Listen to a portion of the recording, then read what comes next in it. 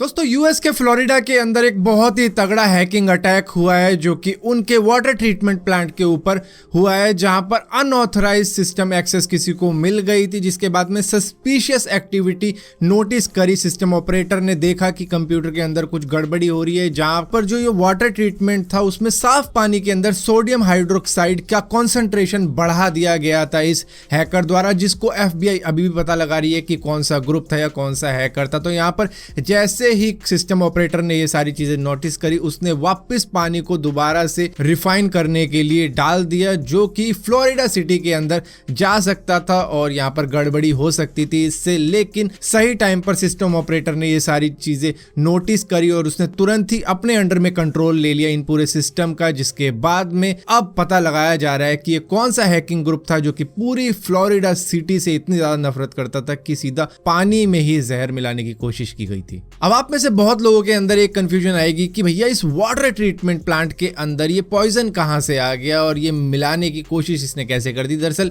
गंदे पानी को इस वाटर ट्रीटमेंट के अंदर साफ किया जाता है, लेकिन ये वापस गंदा किया जा रहा था उस हैकर द्वारा, जिसके अंदर से सोडियम हाइड्रोक्साइड निकाली जाती है, लेकिन इसने वापस डालने की कोशिश की थी। और इसी के साथ साथ दोस्तों साइबरपंक 2077 के developer CD Projekt KT Red के ऊपर भी एक रैंसमवेयर अटैक हुआ है, जहां पर उनका अनरिलीज वर्जन ऑफ विचर 3 के कोड्स निकाल लिए गए हैं और साइबरपंक 2077 के भी कोड्स निकाल लिए गए हैं। और ये भी कहा है उन्होंने कि भैया हमने तुम्हारे अकाउंट्स की डिटेल भी निकाल ली और एडमिनिस्ट्रेशन की डिटेल और लीगल पेपर वर्क जो भी थे वो सारी डॉक्यूमेंट्स हमने अपने अंडर में ले ली है। तो अब अगर हमें तुम कुछ पैसे दोगे तो हम देखो इसको छोड़ देते हैं। तो यहाँ पर इन्होंने कहा है कि भैया हम तुझको कुछ भी नहीं दे रहे, हमें कुछ फर्क पड़ता नहीं है, हमने साइबरपंक 2077 तो ऐसे ही बिना मतलब प्रोटेक्शन के रिलीज कर दी थी, जहाँ पर देखो आते ही वो क्रैक भी हो गई थी, तो हमें कोई फर्क नहीं पड़ता और हम तुझे अठन्नी भी नहीं दे रहे। तो मतलब ये कुछ डॉक्यूमेंट दिखाई इन्होंने कि ऐसे ऐसे हमें वार्न किया गया था, तो हमें तो फर्क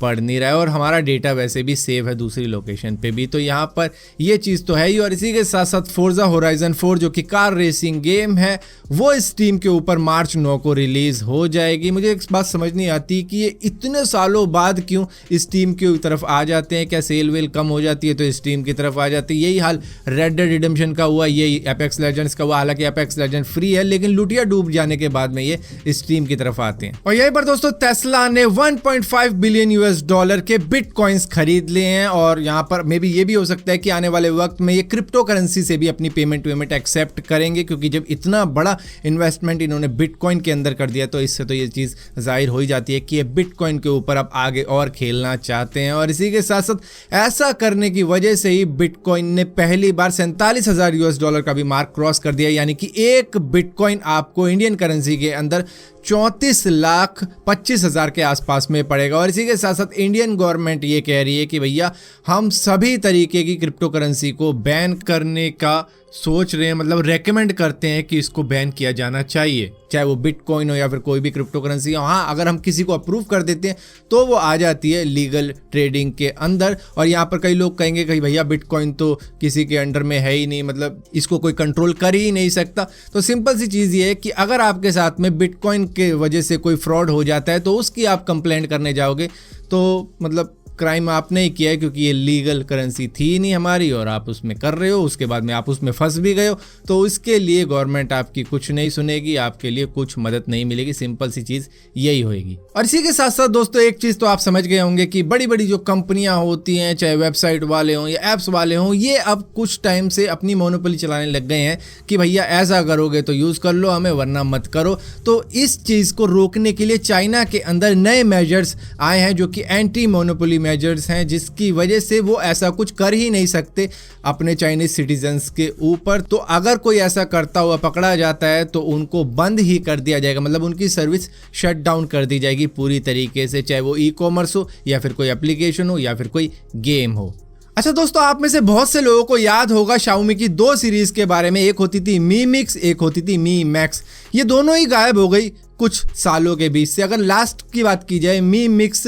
3 आया था 5G के साथ में 2019 के अंदर, जहां पर इसके बाद में इसका कुछ पता ही नहीं चला कि ये सीरीज कंटिन्यू होगी या नहीं होगी। लेकिन अब जाके 2021 में ऐसा कुछ सुनने में आ रहा है कि Mi Mix 4 लेके आने वाला है Xiaomi, और इसी के साथ साथ उसके टैबलेट भी बंद ही हो चुके थे, तो वो अब अपने टैबलेट्स भी लाने जा रहा है इस साल के अंदर ही। मतलब Mi Mix का तो ऐसा लग रहा है जैसे कि इनका कोई मिक्सी ग्राइंडर खो गया था, जिसकी वजह से Mi Mix के ऊपर काम कर ही नहीं पा रहे थे। अब मिल गया,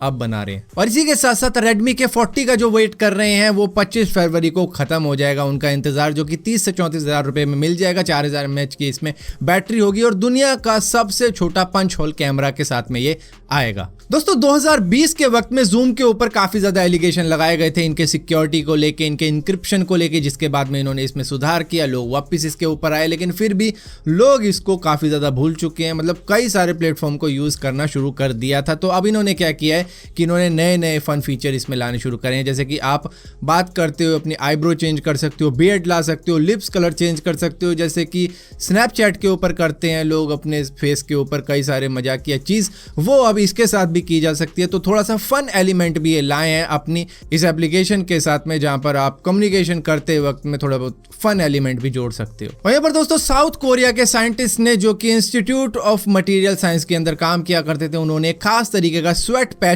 तैयार कर दिया, जो कि आपकी स्किन के ऊपर अगर लगा दिया जाए तो बड़े आराम से पहचान लेगा कि अगर आप कोई ड्रग एडिक्ट हो या फिर आप ड्रग लेके आए हो। मतलब कोई स्वैब टेस्ट वगैरह भी करने की जरूरत नहीं पड़ेगी, यहाँ पर सिंपली चेक कर लिया जाएगा कि भैया स्किन के जो स्वेट आ रही है उसके अंदर ड्रग मौजूद है। ये सिंपल और fast accurate drug detection technique है जो कि इन्होंने खुद ही से बनाई है। यहाँ पे एक ड्रग मॉड्यूल का यूज किया गया है इस स्वेट पैच के अंदर, जो कि सिग्नल भेजती है अगर डिटेक्ट कर लेती है कि इस पसीने के अंदर ड्रग मौजूद है। और यहाँ पर दोस्तों एंड्रॉइड 12 की कुछ ऐसी अपडेट का गूगल प्लान कर रहा है जो कि देखने में आपको कुछ iOS की तरह लगेगा। मतलब अगर आपका iOS चलाने का कुछ ख्वाब था तो उसका यूजर इंटरफेस भी अब iOS जैसा ही मतलब लुक लाइक दिखने लगेगा, जो कि साफ ऐसे ही देखने को मिल रहा है। और यहीं पर पेटीएम जो यूज करते हैं उन लोगों के लिए अच्छा मौका है कि अगर वो रेंट पर रहते हैं किसी घर वर या कमरे में, तो अगर वो हाउस रेंट इस तरीके से पे करेंगे पेटीएम के थ्रू तो उनको